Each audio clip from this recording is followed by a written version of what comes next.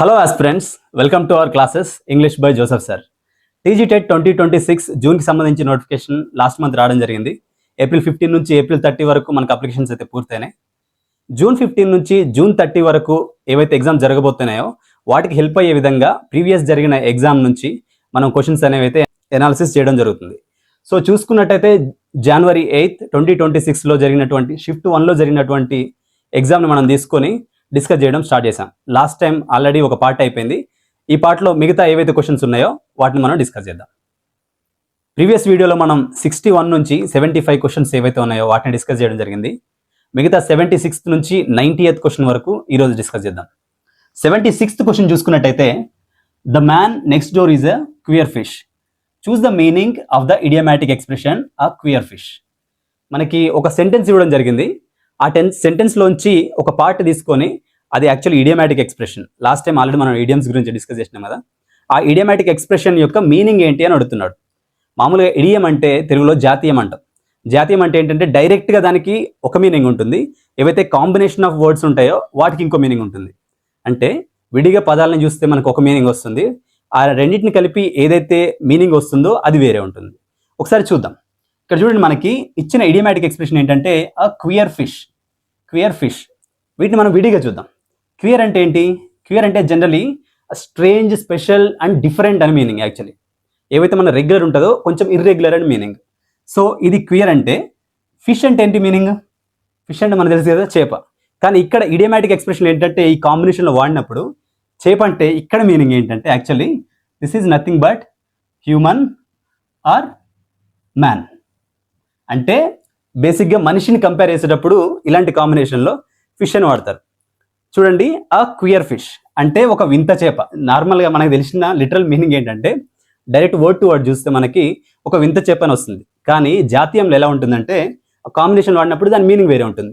ఆ queer fish అంటే ఏంటంటే ఒక వింత మనిషి ఆర్ స్పెషల్ పర్సన్, అంటే ఒక డిఫరెంట్ పర్సన్ అని చెప్పేటప్పుడు దీన్ని వాడతాం. చూడండి, ఫిష్ అంటే హ్యూమన్ ఆర్ పర్సన్ అనుకున్నాం కదా. ఆప్షన్ చెక్ చేద్దాం. చూడండి, అన్నింటిలో కూడా మనకు పర్సన్ అనేది కామన్ ఉంది, రైట్? సో ముందున్న ఏదో వర్డ్ దానికి డిఫరెంట్ ఉంటుంది. అన్నింటిలో కూడా పర్సన్ ఉంది అంటే ఓకే, ఫిష్కి ఇది బ్యాలెన్స్ అయిపోయింది. మిగతా క్వియర్ అనే దానికి మీనింగ్ ఆల్రెడీ మనకు అర్థమైంది కదా, కొంచెం డిఫరెంట్, స్ట్రేంజ్ అని మీనింగ్ వస్తుంది. చూడండి, ఫన్నీ. ఫన్నీ కాదు అసలు, ఫన్నీ, స్ట్రేంజ్, డిఫరెంట్గా అసలు ఏమాత్రం సంబంధం లేదు. సెకండ్ చూడండి, సెన్సిటివ్. ఇక్కడ ఎమోషన్స్ గురించి ఎక్కడ చెప్పట్లేదు మనకి, కాబట్టి అది కూడా కాదు. లోన్లీ, ఇక్కడ ఎలోన్, లోన్లీ ఇలాంటి ఏమీ చెప్పలేదు, కాబట్టి ఇది కూడా కాదు. సో ఇది కాదు, ఇది కాదు, ఇది కూడా కాదు. ఇక్కడ చూడండి, ఆ స్ట్రేంజ్ పర్సన్. ఇక్కడ మనం డైరెక్ట్గానే ఇచ్చాడు ఆ స్ట్రేంజ్ పర్సన్. సో ఇక్కడ ఫిష్ అంటే ఏంటంటే పర్సన్ అని మీనింగ్. మనం నార్మల్గా తెలుగులో కూడా చెప్తుంటాం కదా, వాడు ఒక వింత జంతువురా అని చెప్పేసి. వింత జంతువు అంటే వాడు నిజంగా జంతువు అని మీనింగ్ కాదు, అంటే ఒక వింత జంతువుతో ఒక వ్యక్తిని పోలుస్తున్నాం మనం. సో ఇది మామూలుగా జనరల్గా మనం యూజ్ చేసే idiomatic expression. Next question, 77th question మనం చూసుకున్నట్టయితే, we missed the opening ceremony dash being late. Identify the correct option to complete the sentence. ఈ సెంటెన్స్ని కంప్లీట్ చేయడం కోసం కరెక్ట్ ఆప్షన్ ఎంచుకోండి అంటున్నాడు. మనం చెక్ చేద్దాం. అంటే ఇక్కడ యాక్చువల్లీ ప్రిపోజిషన్ అనే కాన్సెప్ట్లోంచి మనకు క్వశ్చన్ ఇవ్వడం జరిగింది. సో దీనికి ఏదైతే సూటబుల్ ప్రిపోజిషన్ ఉంటుందో మనం చెక్ చేద్దాం. ఏ ప్రిపోజిషన్ ఎప్పుడు యూజ్ చేస్తారో మనకు క్లారిటీ వచ్చిందంటే ఇక్కడ ఏ ప్రిపోజిషన్ సూట్ అవుతుందో మనకు అర్థమవుతుంది. సో ఆన్ అనేది చూడండి, ఆన్ అనే ప్రిపోజిషన్ జనరలీ మనం ఎక్కువ ఎప్పుడు వాడతామంటే ఏదైనా డేట్ గురించి చెప్పినప్పుడు కానీ, on Monday, on 14th February, on 7th February ఇలాంటి ఎలా అయితే డేట్స్ చెప్తామో ఇలాంటి డేట్స్ చెప్పినప్పుడు మనం ఆన్ అనేది వాడతాం. అంటే డేట్స్ కానీ పర్టికులర్ డే కానీ ఇలా చెప్పినప్పుడు మనం ఆన్ వాడతాం. ఇక్కడ అలాంటి ప్రస్తావన ఏం లేదు. చూడండి, we missed the opening ceremony dash being late. ఇక్కడ ఆన్ బీయింగ్ లేట్ అని వాడదు, ఎందుకంటే ఇక్కడ డేట్ గురించి కానీ డే గురించి కానీ ఎక్కడ చెప్పలేదు. So this is not at all suitable. Next చూసుకున్నట్టయితే విత్ అనే ఆప్షన్ ఎప్పుడు వాడుతాం అంటే మనం ఏదైనా రెండింటిని కంబైన్డ్గా చేసినప్పుడు, లేదా రెండు వస్తువుల్ని కానీ రెండు పర్సన్స్ కానీ ఒకే దగ్గర ఉన్నప్పుడు కానీ మనం విత్ అని వాడతాం. I'm going with Chandu, I'm going with Sudheer. ఇట్లా ఏవైతే మనం పర్సన్స్తో కలిసి వెళ్తున్నప్పుడు కానీ, లేదా I'm taking this bag along with pen, ఇట్లా బ్యాగ్తో పాటు దీన్ని తీసుకున్నట్టే ఇంకో వస్తువుతో పాటు తీసుకున్నప్పుడు కానీ, ఇంకో వస్తువుతో పాటు వెళ్తున్నప్పుడు కానీ, ఏమైనా 2-3 వస్తువులు కలిసి ఉన్నప్పుడు కానీ చెప్పినప్పుడు మనం విత్ వాడతాం. అదేవిధంగా మనం, సో ఇది కూడా లేదు, ఎక్కడ కూడా 2-3 వస్తువులు కానీ కంబైన్డ్ కానీ చేస్తున్నట్టు అక్కడ లేదు మనకి, కాబట్టి అది కూడా నాట్ సూటబుల్. ఇక్కడ చూడండి, టు అనేది ఎప్పుడు వాడతామంటే ఇట్ బిలాంగ్స్ టు అని వాడతాం. అంటే బిలాంగింగ్నెస్ గురించి చెప్పినప్పుడు కానీ, లేదా ఒక ప్లేస్ నుంచి ఇంకొక ప్లేస్కి వెళ్తున్నప్పుడు కానీ హీఈస్ గోయింగ్ టు హైదరాబాద్ అని వాడతాం. Or it belongs to some person. So it refers to అంటాం. అంటే ఏదైనా ఒకదాన్ని డైరెక్ట్ చేస్తున్నప్పుడు టు అనేది వాడతాం. కాబట్టి ఇక్కడ డైరెక్షన్ లేదు యాక్చువల్లీ. చూడండి, ఇక్కడ చూడండి, ఆన్ డాష్ బీయింగ్ లేట్ అని ఇచ్చాడు. సో లేట్ అవ్వడం వల్ల we missed the opening ceremony అని చెప్పాడు. So it is directly showing the cause, అంటే రీజన్ చెప్తుంది దాని కాజ్ ఏంటి, అందువల్ల ఏం జరిగింది, అంటే దాని కాన్సిక్వెన్స్ ఏంటి అని చెప్తుంది. కాబట్టి ఇక్కడ టు అనేది కూడా నాట్ ఆల్ సూటబుల్. ఈ ఫర్ అనేది చూడండి, ఈ ఫర్ అనేది ఎప్పుడైనా మనం జనరల్ ఎప్పుడు వాడతామంటే ఏదైనా రీజన్ చెప్పి దాని కాన్సిక్వెన్స్ గురించి చెప్పేటప్పుడు వాడతాం. So it is best suitable. So we missed the opening ceremony for being late, అంటే లేట్ అవ్వడం కారణంగా మేము ఓపెనింగ్ సెరమనీని మిస్ అయ్యామని చెప్తున్నాడు. So this is your right answer. 78th question చూసుకున్నట్టయితే I will wash clothes every Saturday, choose the suitable passive voice for the given sentence అని ఇచ్చారు క్వశ్చన్. ఈ క్వశ్చన్ అర్థం ఏంటంటే యాక్టివ్ వాయిస్లో మనకు ఒక సెంటెన్స్ ఇవ్వడం జరిగింది, ఆ సెంటెన్స్ని ప్యాసివ్ వాయిస్లో రాయండి అని అడుగుతున్నాడు. ఎప్పుడైనా యాక్టివ్ వాయిస్ నుంచి ప్యాసివ్ వాయిస్కి మార్చేటప్పుడు కానీ, ప్యాసివ్ వాయిస్ నుంచి యాక్టివ్ వాయిస్కి మార్చేటప్పుడు కానీ మనకు అది ఏ టెన్స్లో ఉంది అనేది అర్థం చేసుకోవడం చాలా ఇంపార్టెంట్. ఉన్న ఏదైతే సెంటెన్స్ ఇచ్చారో మనం దాన్ని అబ్జర్వ్ చేసినట్టయితే I will wash clothes every Saturday అంటున్నాడు. ఐ అనేది ఏంటి, subject, plus will helping verb, plus wash అనేది మనకి వర్బ్ ఫస్ట్ ఫామ్లో ఉంది కాబట్టి V1. ఇది కనుక మనం కరెక్ట్ అబ్జర్వ్ చేస్తే ఇది మనకి ఫ్యూచర్ సింపుల్ టెన్స్లో ఉంది. ఫ్యూచర్ సింపుల్ టెన్స్ అనేది యాక్టివ్ వాయిస్లో వచ్చినప్పుడు దాన్ని ప్యాసివ్ వాయిస్లో మార్చాలంటే నార్మల్గా స్ట్రక్చర్ ఎలా ఉంటుంది ఇప్పుడు చూద్దాం. చూడండి, సబ్జెక్ట్ అనేది ఫస్ట్ ఉంది, తర్వాత విల్ వర్బ్ ఫస్ట్ ఫామ్, తర్వాత ఆబ్జెక్ట్ ఉంది జనరల్లీ. సో ఇక్కడ ఏదైతే మనం యాక్టివ్ వాయిస్ నుంచి ప్యాసివ్ వాయిస్కి మారుస్తామో అప్పుడు ఆబ్జెక్ట్ ప్లేస్లో ఏదైతే ఉందో అది మనకి సబ్జెక్ట్ ప్లేస్లోకి వస్తుంది, సబ్జెక్ట్ ప్లేస్లో ఉంది ఆబ్జెక్ట్లోకి వెళ్తుంది. ఇప్పుడు చూద్దాం, చూడండి, ఆబ్జెక్ట్ ప్లస్ విల్ అనేది మనకి విల్ బీగా మారుతుంది. విల్ బీ ప్లస్ మనకి V3 వస్తుంది. ఇక్కడ జనరల్గా ఏంటంటే వర్బ్ థర్డ్ ఫామ్ మారుతుంది. ఎప్పుడైనా మనం యాక్టివ్ వాయిస్ నుంచి ప్యాసివ్ వాయిస్ మార్చినప్పుడు వర్బ్ అనేది థర్డ్ ఫామ్లోకి మారుతుంది. ప్లస్ బై ప్లస్ ఇక మిగతా ఏదైతే ఎక్స్టెండెడ్ సెంటెన్స్ ఉందో, ఎక్స్టెండెడ్ వర్షన్ ఏదైతే ఉందో దాన్ని మనం తర్వాత సేమ్ యాజ్ ఇట్ ఈజ్ రాస్తాం. చూడండి, I will wash clothes every Saturday. మనకి ఇక్కడ ఏదైతే ఆబ్జెక్ట్ ఉంది చూడండి, వాష్ క్లోత్స్ ఉంది కదా, ద క్లోత్స్ విల్ బీ, ఇక్కడ చెక్ చేద్దాం మనం. ద క్లోత్స్ అనేది ఫస్ట్ ఉంది కదా, ద క్లోత్స్ రైట్, అన్నిట్లో క్లోత్స్ ఉంది. ద క్లోత్స్ విల్ బీ, ఇక్కడ చెక్ చేద్దాం చూడండి, ఆర్ అనేది ఉంది, ఇక్కడ యాక్చువల్లీ విల్ బీ రావాలి. సో ఈ సెంటెన్స్ కాదు. చూడండి, విల్ బీ ఇక్కడ హ్యాడ్ బీ ఉంది, సో ఇది కూడా కాదు. సో విల్ బీ రెండిట్లో సేమ్ ఉంది. తర్వాత చూసుకున్నట్టయితే V3 వాష్డ్ సారీ, ఇక్కడ ఆల్రెడీ ఆర్ ఉంది కదా, ఈ సెంటెన్స్ ఆల్రెడీ ఎలిమినేట్ అయింది. వాష్డ్. తర్వాత చూసుకున్నట్టయితే by me, so next by ఉండాలి. చూడండి, ఇక్కడ ఆల్రెడీ డైరెక్ట్ మీ ఉంది, వాష్డ్ మీ అని ఉంది, అంటే మనల్ని ఉతుకుతుందని మీనింగ్ యాక్చువల్లీ. కాబట్టి వాష్డ్ బై మీ అంటే నా చేత ఉతకబడింది అని చెప్తుండే. కాబట్టి వాష్డ్ తర్వాత మనకి వర్బ్ థర్డ్ ఫామ్ తర్వాత బై రావాలి. కాబట్టి ఇది రాంగ్ ఆన్సర్, ఇది రైట్ ఆన్సర్. రైట్, ఇలాంటి ఎప్పుడైనా యాక్టివ్ వాయిస్ నుంచి ప్యాసివ్ వాయిస్కి మార్చేటప్పుడు మనకి టెన్స్ ఐడెంటిఫై చేయడం అనేది చాలా ఇంపార్టెంట్. ఫ్యూచర్లో మనం ఇంకా టెన్సెస్ని ఇంకొంచెం డెప్త్ నేర్చుకుందాం. రైట్, చూసుకున్నట్టయితే there dash something wrong with geyser. ఇక్కడ చూడండి, యాక్చువల్ మనకి ఇది మోడల్ వర్బ్స్ అనేవి ఏవైతే ఉన్నాయో ఆ కాన్సెప్ట్ నుంచి మనకి ఇక్కడ క్వశ్చన్ ఇవ్వడం జరిగింది. అయితే ఎటువంటి కాంబినేషన్లో వస్తుంటాయి, ఎటువంటి ప్లేస్లో యూజ్ చేస్తాం అనేది ఇప్పుడు చూద్దాం. There dash something wrong with the geyser. ఇక్కడ choose the correct option to complete the sentence. కొన్ని మోడల్ వర్బ్స్ ఇవ్వడం జరిగింది. ఈ మోడల్ వర్బ్స్లో ఏదైతే సూటబుల్ ఉందో దాన్ని చూస్ చేసుకోండి అని చెప్తున్నాడు. ఇక్కడ చూడండి, ఒకసారి మనం ఆప్షన్స్ని చెక్ చేద్దాం. There must something wrong with the geyser. Must అనేది ఎప్పుడైనా ఖచ్చితంగా ఏదో ఒక వర్బ్ ఆర్ హెల్పింగ్ వర్బ్ ఏదో ఒక దాని కాంబినేషన్లో మాత్రమే ఎగ్జిస్ట్ అవుతుందండి. ఇట్ కెనాట్ ఎగ్జిస్ట్ అలోన్, అంటే సింగిల్గా దానంతా అది ఉండలేదు. దాని తర్వాత ఖచ్చితంగా హెల్పింగ్ వర్బ్ ఆర్ వర్బ్ అనేది కంపల్సరీ ఉండాలి. చూడండి, షెల్ బీన్ అనేది ఉంటుందా మనకి? షెల్ ఉంటే యాక్చువల్లీ బీన్ అనేది కనుక వచ్చిందంటే shall have been or had been అనేది రావాలి. కాబట్టి బీన్ అనేది హ్యావ్ ఆర్ హ్యాజ్ రాకుండా కంపల్సరీగా ఇండివిజువల్గా అయితే ఎగ్జిస్ట్ అవ్వదు. ఖచ్చితంగా దానికి హ్యావ్ ఆర్ హ్యాజ్ అనేది లేదా హ్యాడ్ అనేది ఖచ్చితంగా కాంబినేషన్ ఉండాలి. కాబట్టి అది కూడా కాదు. ఇక్కడ కాంబినేషన్ లేదు కాబట్టి ఇది ఉండదు. కుడ్ హ్యావ్ తర్వాత ఏం రావాలంటే యాక్చువల్లీ హ్యావ్ హ్యాజ్ హ్యాడ్ ఏవైతే ఉంటాయో వాటికి ఖచ్చితంగా మన కాంబినేషన్లో వర్బ్ థర్డ్ ఫామ్ ఉండాలి. ఇక్కడ చూడండి, దేర్ కుడ్ హ్యావ్ తర్వాత ఏంది సంథింగ్ అనేది వచ్చింది. సంథింగ్ అంటే that can be like a subject అంటే అదేంటి నౌన్ కావచ్చు, ప్రొనౌన్ కావచ్చు. దేర్ కుడ్ బి సంథింగ్ అని ఇచ్చారు కాబట్టి ఇక్కడ మనకి వర్బ్ ఫామ్ లేదు. వర్బ్ అంటే ఎనీ యాక్షన్, ఇక్కడ యాక్షన్ ఫామ్ ఉందా? లేదు. ఇక్కడ కుడ్ హ్యావ్ తర్వాత ఖచ్చితంగా మనకి ఏదైతే వర్బ్ ఉంటుందో వర్బ్ రావాలి, అది కూడా థర్డ్ ఫామ్లో రావాలి. కాబట్టి ఇది కూడా కాదు.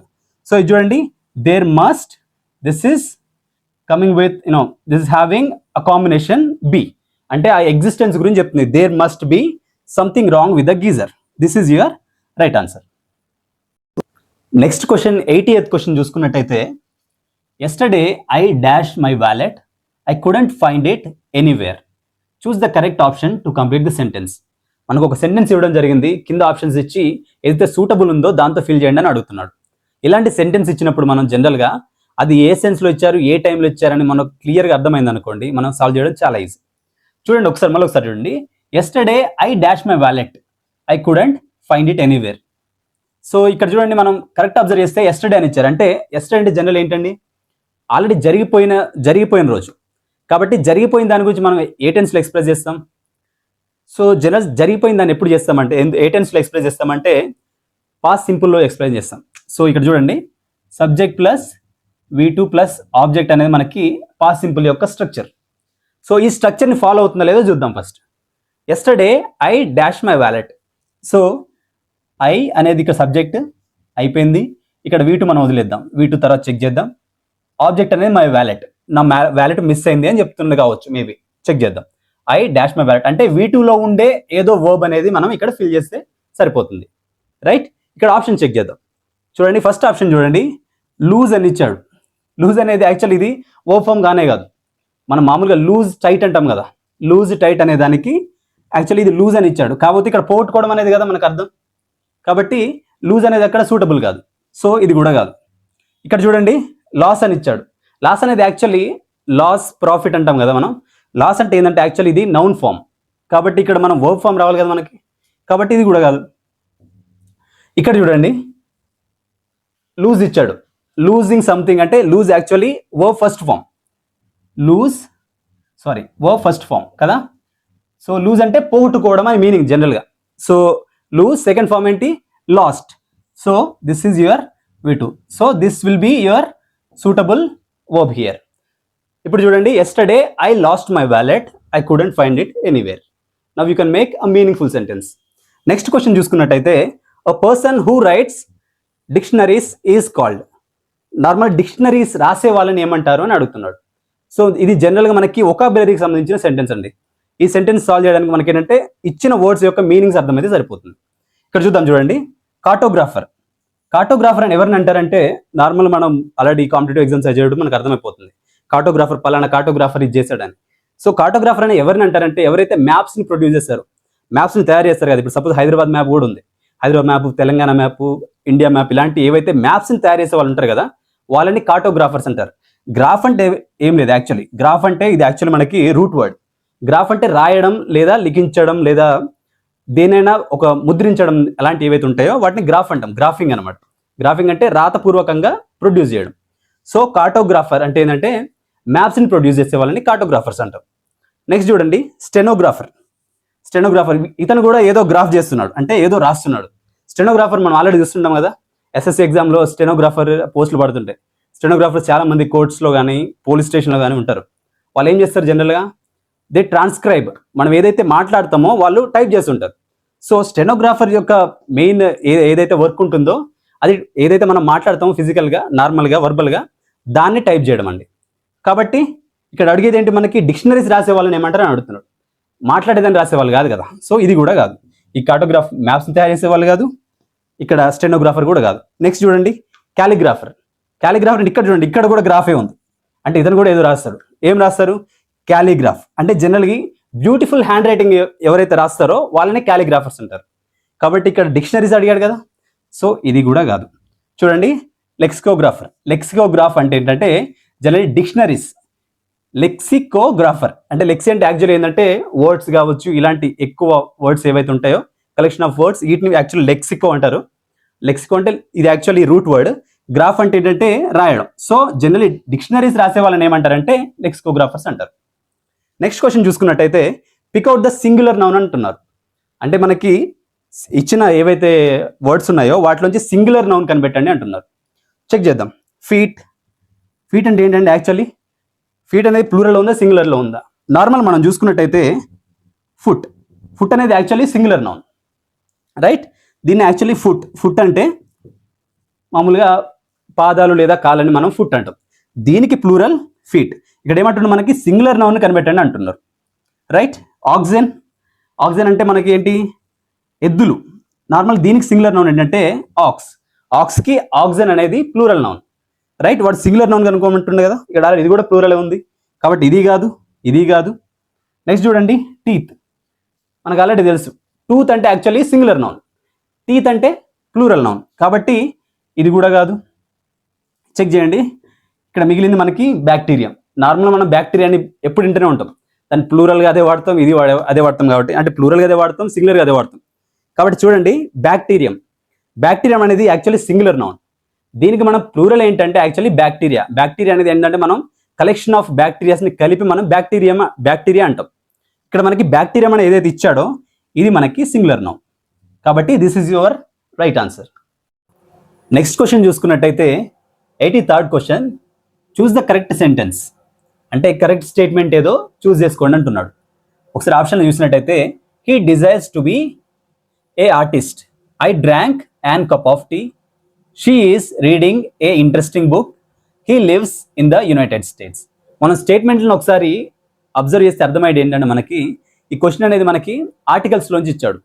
సో మనం ఆర్టికల్స్ యొక్క రూల్స్ని ఒకసారి చెక్ చేసుకుంటూ అవి రూల్ ప్రకారం ఉన్నాయా లేదా ఒకసారి చెక్ చేసుకుంటూ కరెక్ట్ ఆప్షన్ ఏదో చూస్ చేసుకుందాం, రైట్? చూడండి, he desires to be a artist అని ఇచ్చాడు. చూడండి ఇక్కడ ఏదైతే ఆర్టిస్ట్ అనే పదం ఉందో దానికి ముందు ఏ ఆర్టిస్ట్ అని ఇచ్చాడు. ఎక్కడైతే ఇక్కడ ఏం పలుకుతుంది మనకి ఆర్టిస్ట్ అంటే ఆ సౌండ్ వస్తుంది. ఈ సౌండ్ ఓవెల్ సౌండ్ కదా జనరలీ. సో ఓవెల్ సౌండ్కి ముందు ఎప్పుడైనా కూడా ఖచ్చితంగా మనకి యాన్ అని రావాలి, యాన్ అనే ఆర్టికల్ వస్తుంది. కాబట్టి ఏ ఆర్టిస్ట్ అని ఇచ్చాడు కాబట్టి యాన్ ఆర్టిస్ట్ అనేది రావాలి. కాబట్టి ఈ సెంటెన్స్ అనేది ఇన్కరెక్ట్. నెక్స్ట్ సెంటెన్స్ చూద్దాం. I drank an cup of tea. ఇక్కడ చూడండి, ఇక్కడ యాన్ అని పెట్టాడు. సో ఇక్కడ చూడండి మనకి ఓవెల్ సౌండ్ ఉందా? లేదు. ఇక్కడ కా సౌండ్ వస్తుంది మనకి. కా అంటే ఏంటి మనకి? కాన్సనెంట్. జనరలీ కా అనేది కాన్సనెంట్ కాబట్టి కాన్సనెంట్ ముందేం వస్తుంది మనకి? ఏ అనేది రావాలి, రైట్? కాన్సనెంట్ ముందు ఏ రావాలి, ఓవెల్ సౌండ్ ఏదైతే వస్తుందో దానికి ముందు మనకి యాన్ రావాలి. సో ఇక్కడేమో ఏ ఇచ్చాడు, ఇక్కడేమో యాన్ ఇచ్చాడు. సో ఇది కూడా రాంగ్, ఎందుకంటే కా సౌండ్ ముందు ఏ అనేది వచ్చింది. నెక్స్ట్ చూద్దాం. She is reading a interesting book. Same మళ్ళీ ఇక్కడ చూడండి, ఇంట్రెస్టింగ్ కదా, ఇక్కడ ఏ సౌండ్ వస్తుంది మనకి? ఈ అనే సౌండ్ వస్తుంది కదా. ఈ అంటే ఏంటి నార్మల్గా మనకి? అది కూడా ఓవెల్ సౌండే. ఇక్కడ ఈ అనేది కూడా ఓవెల్ సౌండ్ అయినప్పుడు దానికి ముందు ఏ ఆర్టికల్ రావాలి? మనం ఆల్రెడీ డిస్కస్ చేసినట్టు ఇక్కడ కూడా యాన్ రావాలి. కాబట్టి యాన్ ఇంట్రెస్టింగ్ బుక్ అని రావాలి. చూడండి, she is reading an interesting book అని రావాలి. కానీ ఇక్కడ ఏమి ఇచ్చాడు? ఏ ఇంట్రెస్టింగ్ బుక్ అని ఇచ్చాడు. సో ఇది కూడా రాంగ్. మిగిలింది ఏంటి? ఇదే కదా. మనం దీన్ని చెక్ చేద్దాం.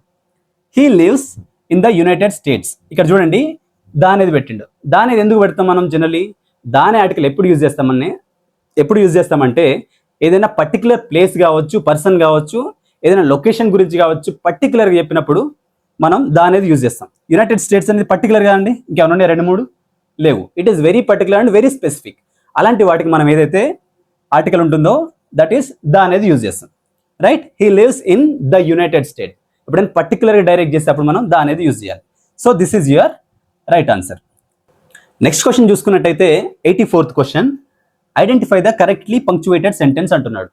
ఏదైతే సెంటెన్స్కి కరెక్ట్గా పంక్చువేషన్ ఉందో దాన్ని కనిపెట్టడం అంటున్నాడు. మనకు ఆల్రెడీ తెలుసు కదండి, పంక్చువేషన్ అంటే comma, full stop, quotation marks, question marks, capital letters కావచ్చు, స్మాల్ లెటర్స్ కావచ్చు, అవి ఉండాల్సిన ప్లేస్లో ఉంటే దాన్ని నార్మల్గా మనం పంక్చువేషన్ అంటాం. సో అన్ని సెంటెన్స్లో ఒకసారి చెక్ చేద్దాం పంక్చువేషన్ కరెక్ట్గా ఉందో లేదో చూద్దాం. సో ఫస్ట్ సెంటెన్స్ చూసినట్టయితే, can you hear anything he asked the man. ఇది చూస్తే నార్మల్గా మనకి డైరెక్ట్ స్పీచ్, ఇండైరెక్ట్ స్పీచ్ ఏదైతే ఉందో అందులో ఇచ్చే సెంటెన్స్లా ఉంది.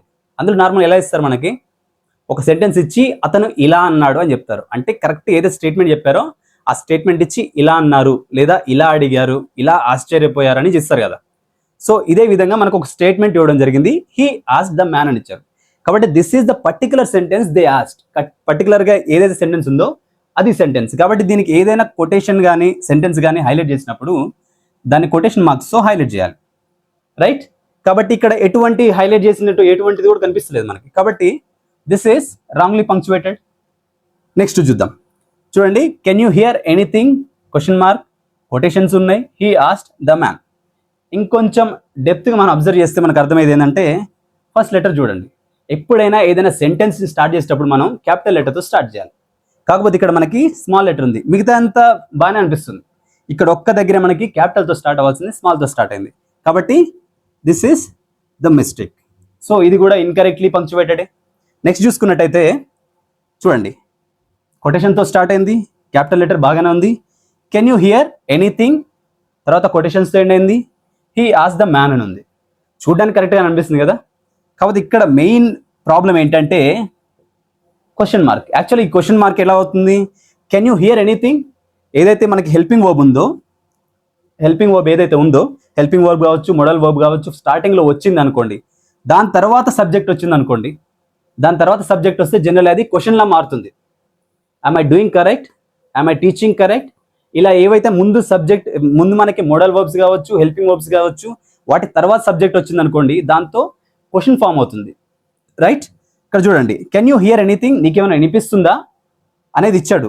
అది యాక్చువల్ క్వశ్చన్ కదా, కానీ క్వశ్చన్ మార్క్ లేదు. కాబట్టి దిస్ ఈస్ ఇన్కరెక్ట్లీ పంక్చువేటెడ్. ఇక మిగిలింది ఇదే కాబట్టి ఇదే పెట్టవచ్చు, కానీ దీన్ని కూడా ఒకసారి చెక్ చేద్దాం, రైట్? చూడండి, కొటేషన్ మార్క్స్తో స్టార్ట్ అయింది, స్టేట్మెంట్ కాబట్టి క్యాపిటల్ లెటర్ ఉంది. కెన్ యూ హియర్ ఎనీథింగ్, నీకేమైనా వినిపిస్తుందా, క్వశ్చన్ మార్క్, తర్వాత కొటేషన్ మార్క్స్తో ఎండ్ చేశారు, he asked the man, completed sentence. So this is completely right. So this is your answer. Next 6 questions ఏవైతే ఉన్నాయో 85th నుంచి 90th వరకు, ఈ క్వశ్చన్స్ మెయిన్గా ఇంగ్లీష్ మెథడాలజీకి సంబంధించినవి. ఇంగ్లీష్ మెథడాలజీకి సంబంధించి మనం పెద్ద టెన్షన్ పడాల్సిన అవసరం లేదు, ఎందుకంటే ఆల్మోస్ట్ క్వశ్చన్ చూడగానే మనం 6 క్వశ్చన్స్లో ఈజీగా 5 అయితే చేసేయచ్చు. ఒకసారి క్వశ్చన్స్ చూద్దాం. చూడండి, 85th క్వశ్చన్ చూడండి, identify the correct statement about the role of mother tongue in learning English. About the role of mother tongue in learning English అంటే ఇంగ్లీష్ నేర్చుకోవడంలో ఏదైతే మాతృభాష ఉంటుందో దాని పాత్ర ఏంటి అంటున్నాడు. ఇది నార్మల్గానైనా మనం ఆన్సర్ చేయొచ్చు. ఒకసారి ఆప్షన్ చూసామనుకోండి, మన కామన్ సెన్స్తో మనం ఆన్సర్ చేసేది. చూడండి, చాలా easy. Using the mother tongue leads to unnecessary interference in learning English. ఇక్కడ చూడండి, కొంచెం ఎక్స్ట్రీమ్గానే కనిపిస్తుంది స్టేట్మెంట్ మనకి. ఏదైతే మనం మాతృభాష యూజ్ చేస్తే అన్నెసరీ ఇంటర్ఫియరెన్స్ అవుతుంది అంటున్నాడు. అనవసరంగా ఈ భాషకి ఇబ్బంది కలుగుతుందని చెప్తున్నాడు ఇంగ్లీష్ నేర్చుకోవడానికి, రైటా? లేదు, అంటే డైరెక్ట్గానే నెగిటివ్ స్టేట్మెంట్ చెప్తున్నాడు. ఎప్పుడైనా డైరెక్ట్ నెగిటివ్ స్టేట్మెంట్స్ కానీ ఎక్స్ట్రీమ్ స్టేట్మెంట్స్ కానీ ఇచ్చారనుకో, అవి రాంగ్ ఆన్సర్.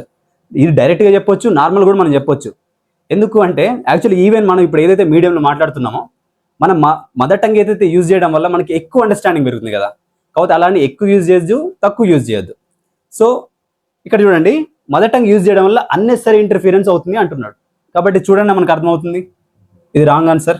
చూడండి, నెక్స్ట్ చూడండి, ఇంకా ఇది రాంగ్ ఆన్సర్ అని డైరెక్ట్ చెప్పే బదులు కూడా ఇంకా ఏదైతే మంచి సూటబుల్ ఆన్సర్ ఉందో చెక్ చేద్దాం. The use of mother tongue by the teacher is must for learning English. English నేర్చుకోవడానికి మాతృభాష అనేది కంపల్సరీ ఉండాలంటున్నాడు. Is must for learning English. Learning ఏదైతే ఇంగ్లీష్ ఉందో, ఇంగ్లీష్ నేర్చుకోవడం కోసం మాతృభాష అనేది తప్పనిసరిగా ఉండాలంటున్నాడు. ఇది చూడండి, ఇక్కడ కూడా మస్ట్ అనేది యూజ్ చేశారు. చూడండి, ఇది కూడా ఒక ఎక్స్ట్రీమ్ వర్డే. కాబట్టి ఎక్స్ట్రీమ్ వర్డ్ ఉందంటే కొంచెం తేడా కొడుతుంది. కాబట్టి దీన్ని కూడా కొంచెం సేపు పక్కన పెడదాం. నెక్స్ట్ చూద్దాం. The judicious use of mother tongue in the class room facilitates English learning. English నేర్చుకోవడానికి ఒక judicious use of mother tongue అంటే మన మాతృభాషని అవసరమైనంత వరకు, అంటే లిమిటెడ్గా కావచ్చు, అప్ టు ద రిక్వైర్మెంట్ వరకు యూజ్ చేస్తే ఇంగ్లీష్ నేర్చుకోవడం ఈజీ అవుతుంది అంటున్నాడు. కాబట్టి చూడడానికి ఇది కొంచెం బ్యాలెన్స్డ్గా కనిపిస్తుంది, రైట్? కాబట్టి ఓకే, దీని వరకు మనం మైండ్లో పెట్టుకుందాం. మేబీ ఇది కొంచెం ఇచ్చిన 3 స్టేట్మెంట్లో ఇది కొంచెం సూటబుల్గా అనిపిస్తుంది, రైట్? Balance statement. నెక్స్ట్ చూద్దాం. చూడండి, learning English is possible only with the, ఇక్కడ చూడండి ఓన్లీ విత్ అంటున్నాడు, only with the support of mother tongue. English నేర్చుకోవడం కేవలం మాతృభాష ద్వారానే ఈజీ అవుతుంది మనకి అంటున్నాడు, లేదా మాతృభాష ద్వారానే సాధ్యమవుతుంది అంటున్నాడు. ఇది కూడా ఎక్స్ట్రీమ్ స్టేట్మెంటే. ఈవెన్ ఇంగ్లీష్ మీడియం వాళ్ళు కూడా ఇంగ్లీష్ గ్రామర్ కావచ్చు, ఇంగ్లీష్ సంబంధించిన కొన్ని స్టోరీస్ కావచ్చు నేర్చుకోవడం కోసం చాలా ఇష్టపడతారు, చాలా ఈజీ అవుతుంది కూడా వాళ్ళకి. ఇంగ్లీష్ మీడియం వాళ్ళు కూడా ఇంగ్లీష్ నేర్చుకుంటారు, కాకపోతే వాళ్ళ గ్రామర్ రూల్స్ కావచ్చు, కాంపిటేటివ్ ఎగ్జామ్స్ కావచ్చు, వీటికి సంబంధించి, రైట్. కాబట్టి మదర్ టంగ్ అనేది చూడండి, learning English is possible only with the support of mother tongue. Mother టంగ్లో నేర్చుకుంటేనే ఈజీ అవుతుంది అంటున్నాడు, కాబట్టి ఇది కూడా కాదు. సో వీటన్నిటిలో కూడా మనం చూసుకున్నట్టయితే బ్యాలెన్స్డ్ ఇచ్చిన స్టేట్మెంట్ అయితే ఇది, రైట్. నెక్స్ట్ క్వశ్చన్ చూసుకున్నట్టయితే 86th question. In a dictionary the entry usually contains the word, its meaning and are an అని ఇచ్చి బ్లాంక్ ఇచ్చాడు. నార్మల్గా మనకు తెలుసు కదండి, డిక్షనరీలో స్టార్టింగ్లో ఏముంటుంది, ఫస్ట్ ఒక వర్డ్ ఇస్తాడు, తర్వాత మీనింగ్ ఉంటుంది, అది అర్థం కావడం కోసం మనకి తర్వాత ఒక ఎగ్జాంపుల్ సెంటెన్స్ ఉంటుంది. ఇది నార్మల్గా అందరికీ తెలిసిందే. ఇక్కడ ఆప్షన్స్ చూడండి, మనకి ఆప్షన్స్ చూస్తే స్టోరీ అని ఇచ్చాడు. స్టోరీ ఉంటుందా మనకి డిక్షనరీలో? నెవర్. స్టోరీ ఉండదు. పోయం ఉంటుందా? అసలు అది సంబంధమే లేదు, ఇది ఎలిమినేట్ చేసేయండి. టేబుల్, ఈ టేబుల్ ఏం సంబంధం ఉందండి? అసలు సంబంధమే లేదు. చూడండి ఇక్కడ ఎగ్జాంపుల్ సెంటెన్స్, ముందు ఒక వర్డ్ ఇస్తాడు, తర్వాత దానికి మీనింగ్ ఇస్తాడు. ఆ మీనింగ్ మనకి అర్థం కావడానికి ఒక ఎగ్జాంపుల్ సెంటెన్స్ ఇచ్చి అందులో దాన్ని యూజ్ చేస్తాడు, రైట్. నెక్స్ట్ క్వశ్చన్ చూసుకున్నట్టయితే, in English the process of formative assessment is conducted at the end of the academic year, during the teaching and learning process of the lesson, at the completion of the lesson, at the convenience of the teacher and students. నార్మల్గా formative assessment ఉంటుంది కదండి, అది ఎప్పుడు conduct చేస్తారు అని అడుగుతున్నాడు. Normal మనం అందరం స్కూలింగ్ చేసిన వాళ్ళమే కదా, సో నార్మల్ చూస్తే మనకు అర్థమైపోద్ది. ఏం అర్థమవుతుంది? ఫార్మేటివ్ అసెస్మెంట్ అనేది మనకి లెసన్ జరుగుతున్న మధ్యలోనే జరుగుతుంది. ఫార్మేటివ్ అంటేనే మీనింగ్ యాక్చువల్లీ ఆన్ గోయింగ్ అని అర్థం, లేదా డ్యూరింగ్ సమ్ ప్రాసెస్ అని మీనింగ్. కాబట్టి ఏదైనా జరుగుతున్న మధ్యలో ఏదైతే అసెస్మెంట్ ఉంటుందో, అసెస్మెంట్ అంటే టెస్ట్ లాంటిది జనరల్లీ, సో జరుగుతుందో దాన్ని మనం ఫార్మేటివ్ అసెస్మెంట్ అంటాం. ఇందులో అటువంటి మీనింగ్ వచ్చేది ఏముందో చూద్దాం. చూడండి, at the end of the academic year, ఇది గానే కాదు, అయితే ఇది సమ్మేటివ్ అసెస్మెంట్ కావాలి. ఎందుకంటే హాఫ్ ఆఫ్ ద సిలబస్ అయిపోయిన తర్వాత at the end of something పెట్టేది ఏంటంటే ఎగ్జామ్ మనకి సమ్మేటివ్ అసెస్మెంట్ అంటాం. సమ్మేటివ్ అంటే అన్నిటిని కలిపి కూడగట్టుకొని పెట్టే ఎగ్జామ్ని సమ్మేటివ్ అసెస్మెంట్ అంటాం. కాబట్టి ఇది కూడా కాదు, at the end of the academic year పెట్టేది కాదు, during the teaching and learning process of the lesson. చూడండి, ఈ ఆప్షన్ చూడడానికి చాలా సూటబుల్ ఉంది. డ్యూరింగ్ అని ఇచ్చాడు, అంటే ఆన్ గోయింగ్ ప్రాసెస్ అన్నాం కదా, during something or on going of something. కాబట్టి నెక్స్ట్ చూద్దాం, నెక్స్ట్ ఇంకా దానికంటే బెటర్ ఆప్షన్స్ ఏమైనా ఉన్నాయేమో. At the completion of the lesson, completion అని ఇచ్చాడు, సో ఇది కూడా ఎండ్ ఆఫ్ సంథింగ్, కాబట్టి ఇది కూడా కాదు. నెక్స్ట్ చూడండి, at the convenience of the teacher and student, ఇది కొంచెం ఫన్నీ ఆప్షన్ ఇచ్చింది చూడండి. ఎట్ ద కన్వీనియన్స్ అంట, ఎప్పుడు నచ్చితే అప్పుడు పెట్టుకునేదంట కాదు.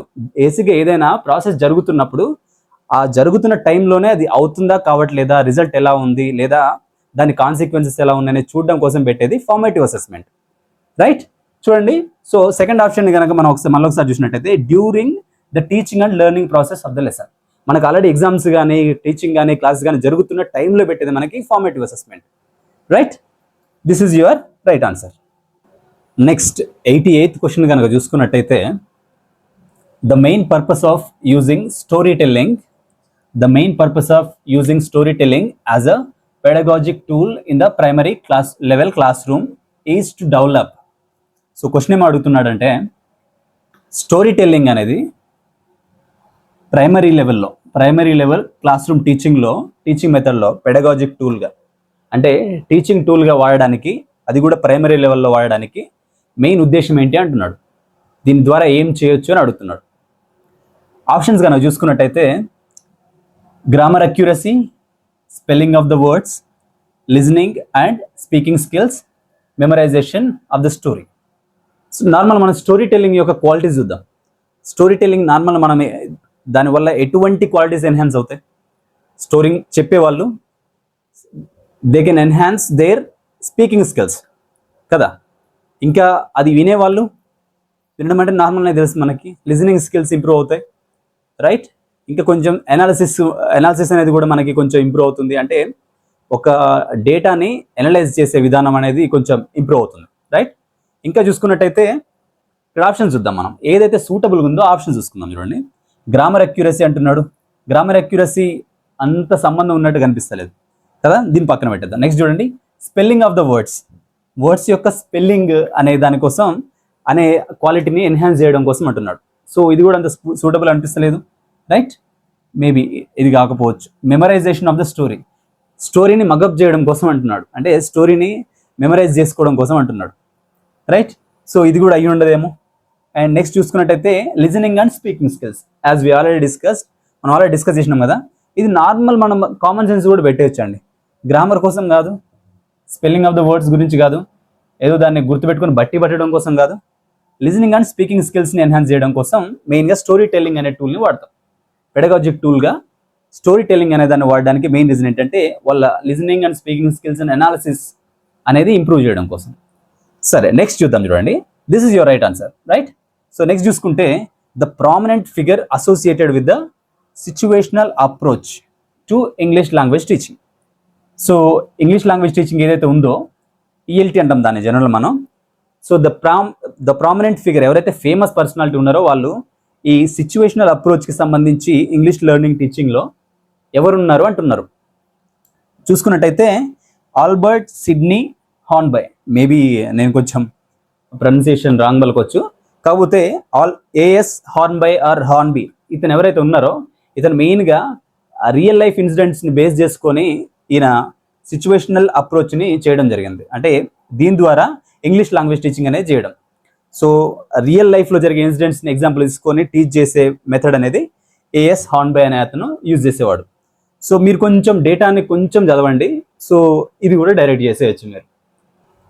ఇక లాస్ట్ క్వశ్చన్ చూసుకున్నట్టయితే 90th క్వశ్చన్ చూడండి. In the primary class rooms rhymes help children to improve pronunciation, enhance grammar knowledge, develop writing, memorise vocabulary, right?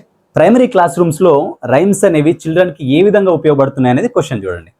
So మన ఆప్షన్ చూసినట్టయితే ఫస్ట్ చూడండి, ప్రొనౌన్సియేషన్ ఇంప్రూవ్ చేయడానికి అంటున్నాడు. మేబీ ఇది కొంచెం కరెక్ట్గా అనిపిస్తుంది. నెక్స్ట్ కూడా చెక్ చేద్దాం చూడండి. ఎన్హాన్స్ గ్రామర్ నాలెడ్జ్ చెక్ చేయడానికా? గ్రామర్ నాలెడ్జ్ చెక్ చేయడానికి ఏమాత్రం కాదు, ఎందుకంటే జనరలీ ఒక టోన్లో ఒక మీనింగ్ఫుల్గా ఉన్న ఒక దాన్ని ఒక ఏదైతే ఒక సాంగ్ లాంటిది ఒకటి పాడతాం కదా మనం, నార్మల్గా పోయమ్స్ కానీ రైమ్స్ కానీ. కానీ దాన్ని పట్టుకొని మనం ఎప్పుడు కూడా గ్రామర్ నేర్చుకోం. We have separate rules and regulations, right? So కాబట్టి ఇది కాదు. డెవలప్ రైటింగ్, రాయడం అనే దాన్ని డెవలప్ చేయడం అంటున్నాడు. రాతని కొంచెం ఇంప్రూవ్ చేసుకుందాం అంటున్నాడు. ఇది కూడా అంత సూటబుల్ అనిపిస్తలేదు. మెమరైజ్ వొకాబులరీ, వొకాబులరీని మెమరైజ్ చేసుకోవడం, వొకాబులరీని గుర్తుపెట్టుకోవడం కోసం అంటున్నాడు. ఇది కూడా అంత సూటబుల్గా లేదు. చూడండి, ఇంప్రూవ్ ప్రొనౌన్సియేషన్. చూడండి, మనం ఎప్పుడైనా రైమ్స్ పాడేటప్పుడు ఒకే టెంపోలో ఒకే ఇంటోనేషన్ అంటాం, జనరల్ శృతి, ఒకే శృతిలో పాడడం జరుగుతుంది.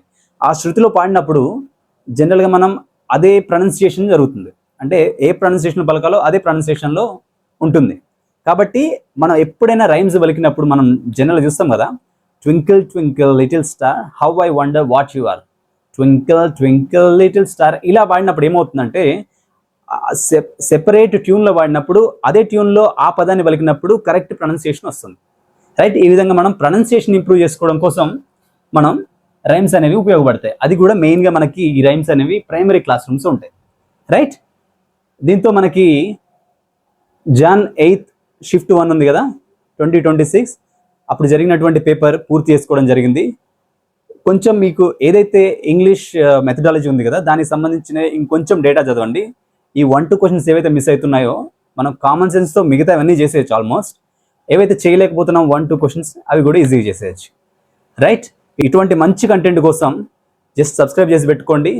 ఇంకా యూస్ఫుల్ ఉన్న కంటెంట్ చేసుకుంటూ మనం ఇంగ్లీష్ని ఇంకా ఇంప్రూవ్ చేసుకుందాం.